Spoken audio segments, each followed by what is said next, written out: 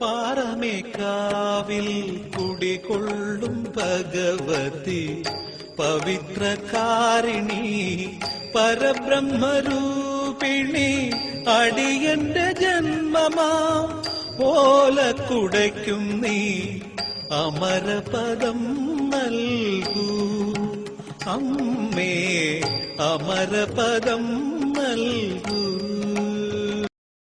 പാറമേക്കാവിൽ കുടികൊള്ളും ഭഗവതി പവിത്രകാരിണി പരബ്രഹ്മരൂപിണി അടിയന്റെ ജന്മമാം ഓലക്കുടയ്ക്കും നീ അമരപദം നൽകൂ അമ്മേ അമരപദം നൽകൂ.